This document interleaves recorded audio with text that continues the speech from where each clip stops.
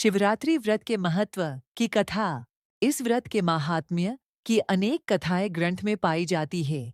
यहाँ पर हम स्कंद पुराण की कुछ कथाओं को संक्षेप में प्रस्तुत करेंगे। पूर्वाकाल में कोई विधवा ब्राह्मणी थी जिसकी प्रकृति बड़ी चंचल थी। वो कम भोग में अशक्त रहती थी। आज किसी चंडाल के साथ उसकी संबंध हो गया। उसके गर्भ से एक दुरात्मा चंडाल को एक पुत्र प्राप्त हुआ जिसका नाम दुस्साह था। वहाँ पुत्र बड़ा ही दुष्टात्मा था। वो सभी धर्म विपरीत ही आचरण करता था। वो महान पाप पूर्ण प्रयोग के द्वारा वहाँ सदा नए नए पाप प्रारंभ करता था। वो जुआरी शराबी चोर चंडालोचित काम करने वाला था। एक दिन वो अधर्मी मन में कोई बुरी वृत्ति लेकर किसी शिवालय में गया। उस दिन शिवरात्रि थी। वह रात में भगवान शिव के पास उपवास पूर्वक रहा और वहां पास ही दैवात होती हुई शैव शास्त्र की कथा सुनता रहा। वहां उसे शिवलिंग का दर्शन हुआ। दुष्ट होते हुए भी उसने एक रात व्रत किया और एक रात जगता रहा। उसी शुभ कर्म के परिणाम से उसने पुण्य योनि प्राप्त करके बहुत वर्षों तक पुण्य आत्मवो के लोक में सुख भोग किया। तदंतर वहां राजा चित्रांगद का पुत्र हुआ। उसने बहुत बड़ा राज्य प्राप्त करके भी अपने मन पर अहंग कर अनेनाई दिया।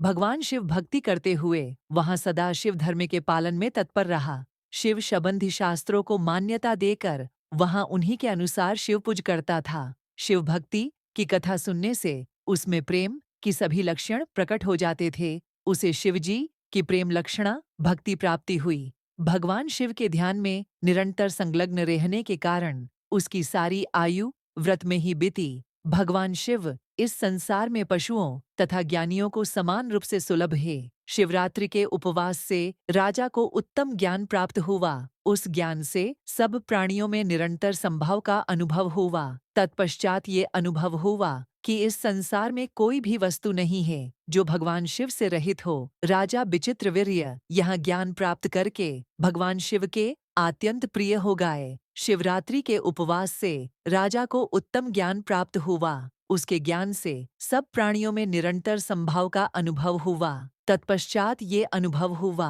कि इस संसार में कोई भी ऐसी वस्तु नहीं जो भगवान रहित हो। राजा विचित्रवीर्य यहाँ ज्ञान प्राप्त करके भगवान शिव के अत्यंत प्रिय भक्त हो गए। शिवरात्रि के उपवास से उन्होंने सायुज्य मुक्ति प्राप्त कर ली। उसी पुण्य के प्रभाव से उन्होंने शिवजी की लीला में योगदान देने के लिए शिवजी से ही दिव्य जन्म प्राप्त किया। दक्ष कन्या सती से जब शिवजी का वियोग हुआ तब उनके जटा फाट करने के शब्द से उन्हीं के मस्तक से जो वीरभद्र नामक वीर उत्पन्न हुआ वहां राजा विचित्रवीर्य ही हे वही दक्ष यज्ञ का विनाश करने वाला हुआ। इसीलिए शिव भगवान की पूजा आराधना करनी चाहिए। बोलो ओम नमः शिवाय, ओम नमः शिवाय।